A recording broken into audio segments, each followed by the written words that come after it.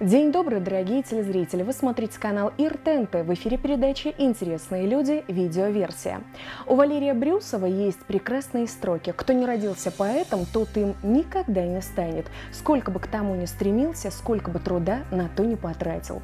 Можно дать человеку знания о жанрах литературы, формах стихосложения, рифмах и ритме, но он никогда не сможет что-нибудь написать, если у него нет к этому способностей. Увы, это так. Поэтами рождаются.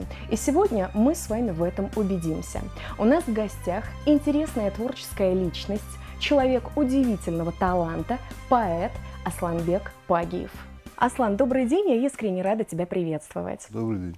Аслан, существует такое мнение, что поэт – это не работа, не профессия, это призвание. И если поэт является поэтом от Бога, то он не сможет молчать, не сможет скрыть свой талант. Что ты думаешь по поводу этого высказывания и чем для тебя является поэзия?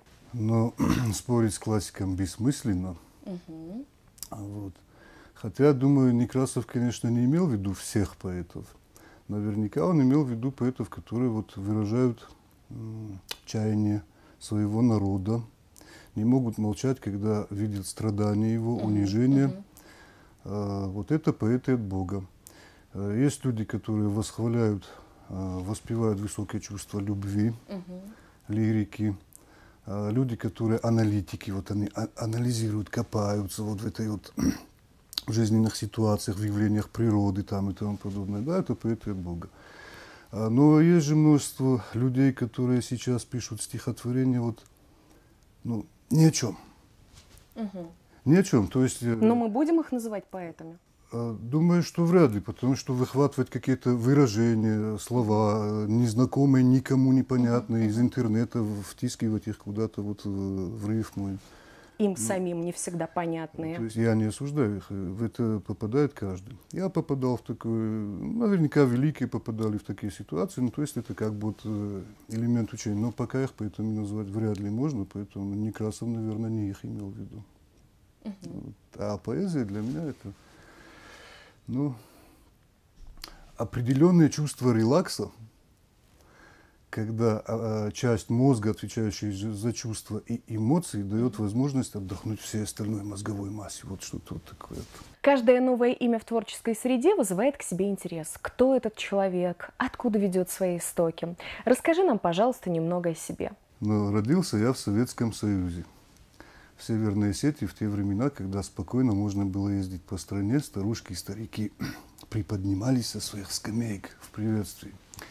Старшие не ходили с сигаретами в руках, младшие не позволяли себе бегать с пивом в руках. А было уважение, мы уважали женщин, ценили их, они того стоили. И сейчас, да, но отношение было другим. Вот. В такой стране я родился. Учился я во второй средней школе города Алагира. Учился я хорошо, но я был очень балованный, поэтому в 14 лет меня маме с папой уже доставила милиция из Верхнего Сгида. Я хотел туда... Это за что? Ну, я хотел в шахту, я хотел работать, уже убежал из дома, да, такой вот балованный был.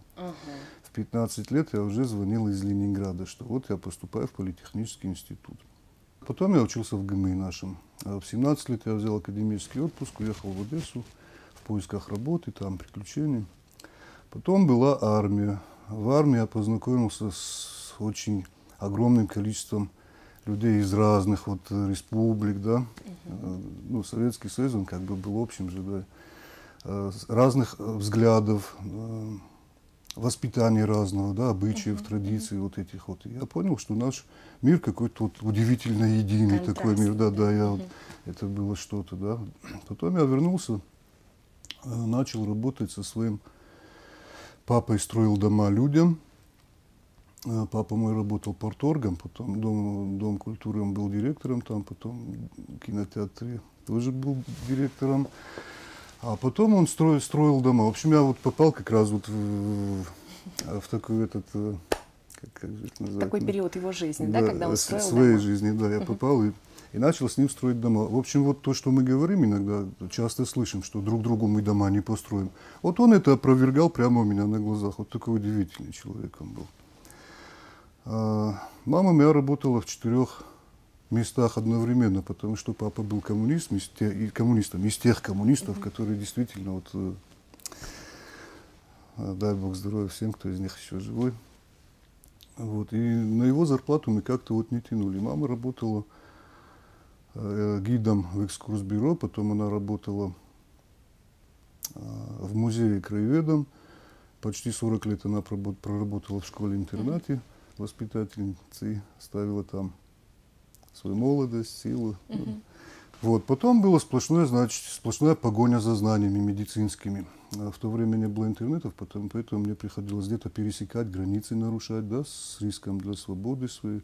Ну, вот я по крупицам собирал медицинские знания, сейчас легко зашел, и все видно. Да, то есть интерес был такой у меня. Воспитал 2 детей, горжусь их воспитанием. Вот, в принципе, вот в 2 словах. Когда ты почувствовал интерес к литературе, и как началось твое увлечение поэзией?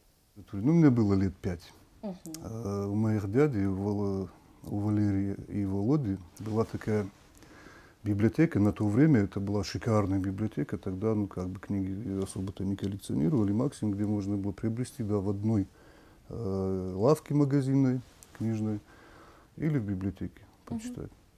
Ну, там был и Драйзер, там Рони Старший был, там медицинская литература, там чего только не было. Но вот в подвале моей бабушки была детская литература. Там были сказки, да, вот первой книжкой моей был «Волшебник изумрудного города». Вот, и как-то я вот начал со сказок, да, в 5-летнем возрасте, и перешел на фантастику. То есть вот то, что бурно развивало мою фантазию, фантастика, да, как-то, ну, я читал и классику, и, ну, фантастика, вот как бы увлекся ею. А поэзией я, честно говоря, никогда не увлекался. Я читал Пушкина, Петрарку, Шекспира, но я читал сам сюжет. Рифму я как бы не замечал. Ну, видимо, она потихонечку как-то седала, и вот результат. А когда состоялся твой литературный дебют? Помнишь свое первое стихотворение, которое ты написал? Я его не помнил, но недавно мне его прочитали. В 3-м или в 5-м классе. Оно было кому-то посвящено? Нет, в 3-м я же на уроках. Я учился хорошо, но вот я Отвлекался отвлекался на поэзию, на поэзию, да, все равно. И, превозносил кого-то вот. Ну, игрался, ну, ребенок, какая там могла быть поэзия. Но недавно вот наш класс собрался, года 1,5 назад, 28 лет мы не виделись. Поднялся мой друг Аслан Кантемиров, мой одноклассник, мой друг, и продекларировал мои стихи за столом. И я был в ступоре. Ты узнал? Не сразу. Не сразу. Но вот, в общем, вот так произошло, как бы вот первое... Мой дебют, да, вот такой был. И твое знакомство. Но дебютировал не я, получается, да? Вот. Вот так. То есть можно сказать, что вроде бы твое, и в то же время ты знакомишься с этой поэзией, да? Вот такой юношеской. Но непонятно, может, читал кого-то когда-то, чью-то глупость. Как бы ты охарактеризовал свой творческий стиль? Вообще важен ли для творческой личности имидж? Я бы вообще, честно говоря, характеризовал одним словом – клоунада. Ну, скорее всего, да, вот, ну, в рамках передачи вашей эфирного времени не хватит, чтобы объяснить, но человек, который возьмет книги в руки, прочитает, тот поймет, о чем разговор. Я играюсь. Я играюсь, где-то я веселю, где-то я огорчаю людей. То есть вот ракурсы разные, вот, неожиданная смена получается. Поэтому, в принципе, вторую книгу «Метаморфозы» я потом и назвал «Метаморфозы», что происходит частые смены вот этого всего. Как бы играют чувства горести, печали, трагедия какая-то, потеря, а потом человек смеется, потом читает сказку, да, новые сказочные герои у нас появились. То есть вот, ну, как бы поэтому. А имидж это ведь такое вот иллюзорное, тонкое понятие какое-то, да, которое мозг создает для человека, чтобы я хочу стать вот таким человеком. То есть ты создаешь для себя, ты хочешь, чтобы люди увидели такого человека. То есть ты прячешься за имиджем. Однако есть люди, которые устоялись, они уже как бы по жизни стоят на своей стезе, они точно знают, кто они. С ними уже их имидж как бы сросся, он для них второстепенен. Но люди их уже видят таким. Что вдохновляет тебя в работе? И насколько сильно на тебя влияет окружающая действительность? окружающая действительность на меня влияет ровно настолько, насколько я влияю на нее. А вдохновляет меня, ну, абсолютно все вдохновляет. Твой взгляд вдохновляет, наш оператор вдохновляет, книжка. Ну, все, вот капля дождя, ползущая по стеклу. Ну, в принципе, абсолютно все, понимаешь? Листья, которые вот за окном там шуршат между собой, там Надо быть общаются. творческой Да. личностью, чтобы это все заметить. Ну, Не абсолютно каждому все. дано. Спасибо.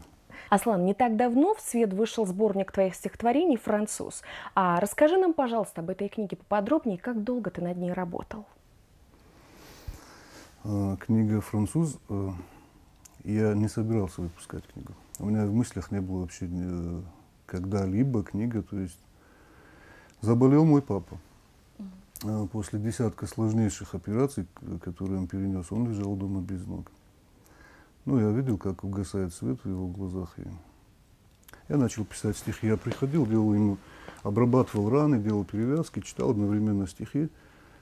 Ну, не хватило надолго. И вот я решил написать что-то такое более глобальное, чтобы втянуть его в сам процесс вот, написания. Ну, вроде я жил немного на тот момент, и мы начали как-то вместе думать, что делать, как писать. Вот, то есть он Принимал участие в работе? принимал участие, да. Когда роман «Француз» был написан сам, он мне задал такой вопрос. А вот как ты можешь связать с этим романом, теперь врисовать туда кавказца? Ну, такую задачку задал, и я понял, что он заинтересовался, то есть мне самому стало интересно. Так в романе «Француз» появился князь Сармат. Потом папы не стало, и мне захотелось, чтобы его князя узнали все. И к годовщине его смерти, вот в начале этого года, книга уже была в наборе. Вот так появился «Француз». То есть вы не успели, да, доработать? Да. Очень жаль. Скажи, пожалуйста, а почему ты решил назвать книгу «Француз»? Почему именно вот это произведение? Это больше вот связано с папой, да, наверное?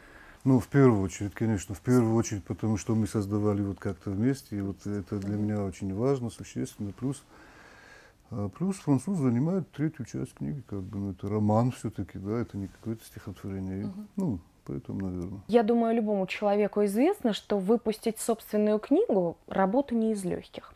Скажи, пожалуйста, с какими сложностями тебе пришлось столкнуться? Сложность была единственная, финансовая. Других сложностей абсолютно никаких не было. Ну, мы как бы решили вопрос. Хорошо, тогда, если не секрет, кто помогал тебе с этим вопросом? Есть ли люди в твоей жизни, которым ты особенно благодарен? Ты знаешь, я всего лишь позвонил незнакомому человеку. Даже не позвонил, я в Фейсбуке отправил одно сообщение, что мне нужна помощь в выпуске книги. Человек откликнулся мгновенно. Я осмотрел, этот человек ездил по всей России, по миру. Открывались садики в нашей республике, открывались школы, больницы. И я решил обратиться вот к этому ангелу духовного мира. Наверное, по-другому я не могу назвать, потому что мгновенный отклик был, понимаешь? Книга вышла без задержки, абсолютно. Мгновенная финансовая помощь. Вообще я говорю о председателе правительства нашей республики Сергея Керменовича Токоеве. Удивительный человек. Все успевает. Вот. Благодарен ему в первую очередь. Конечно, я благодарен своей маме, своему отцу, потому что раньше, в мое время, когда я был маленьким, заходя в библиотеку и беря книгу, то есть ты сдаешь книгу, и обратно взять ее уже невозможно, потому что ее отдали кому-то другому. Приходилось, то есть я решил сделать что? Я брал книгу, начинал сразу переписывать ее в общую тетрадь, чтобы потом прочитать. Понимаешь, да? Вот. И моя мама с папой, они как бы могли пройти мимо этого, не заметить своих родительских вот этих вот заботов, но они заметили. Они начали покупать мне тетради стопками и ручки вагонами. Я писал. Я благодарен своим родителям. Конечно, я благодарен моим учителям. Всем моим учителям, я обожаю их, я люблю их. Школьным учителям. Я благодарен всем работникам детской библиотеки, в которую я ходил. Я благодарен всем нашим младшим, которые верят в нас, видят нас, доверяют и идут по нашим следам. И само собой, тут даже, наверное, не благодарность, это такое чувство, что и выразить-то. Я благодарен нашим дедам, которые в тылу теряли здоровье,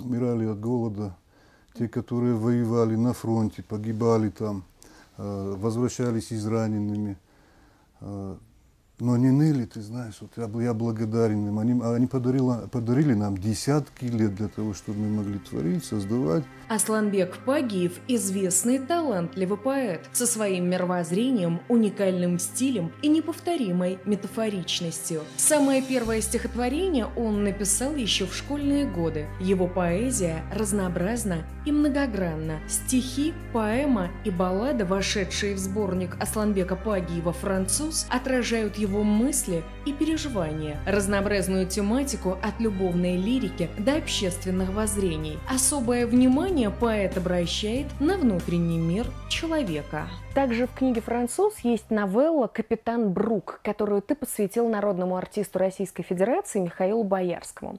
А как появилась, как была создана эта новелла? Вообще, уникальный момент такой в моей жизни. Я посмотрел рассказ подвыпившего бомбардира. Великий артист стоит на сцене, показывает. Он не рассказывает, вот в чем дело. Он показал мне, я увидел их всех. Я увидел абордажный бой, я увидел юнгу, я увидел капитана, боцмана, то есть он всех показал. Меня это шокировало. Я просмотрел десятки раз, я показал своим друзьям. То есть получилось так, что капитан Брук – это как бы последствие того, что сделал Боярский. Он просто заставил меня сесть и написать вот эту вот новеллу. Это было удивительно. Я ее перечитываю сам иногда и думаю, вот бы он сам прочитал, как он это сделает. Есть ли в твоем литературном багаже произведение, которое ты хотел бы экранизировать? И если да, то как ты себе это представляешь? Да, конечно, если бы сам француз, сам роман «Француз».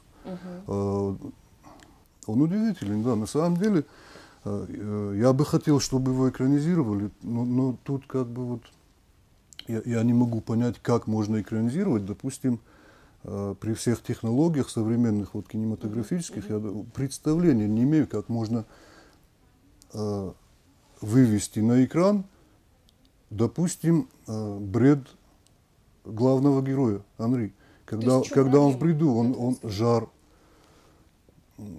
Там больше, там же, понимаешь, это фантастическое что-то, это творится в его мозгу, это неописуемо. Это как я выдал вот в книге на лист бумаги, так выдать это на экране, я думаю, просто невозможно.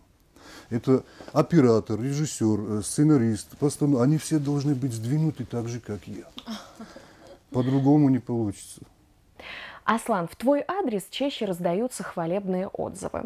Твоим творчеством многие восхищаются. Но, быть может, есть кто-то, кому твоя поэзия непонятна и не очень-то нравится. Как ты на это реагируешь? Со мной никто не делится.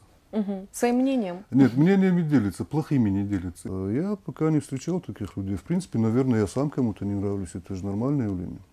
Мне, скажем, не нравится произведения некоторых наших великих мировых классиков. Просто не нравится. Не то, что я их не понимаю. Мне кажется, в отличие от многих других людей, которые действительно разбираются в литературе, я же говорю, я профан, это мое хобби. Мне не нравится.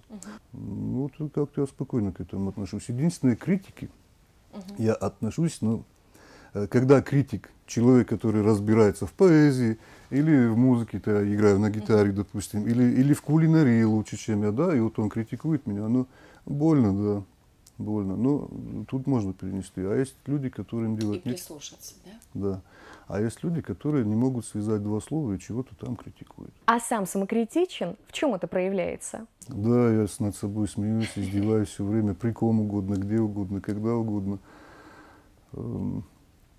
Критики. У меня есть друг Валера Беликов, он поэт, он музыкант, и вот он критиковал как-то моего француза.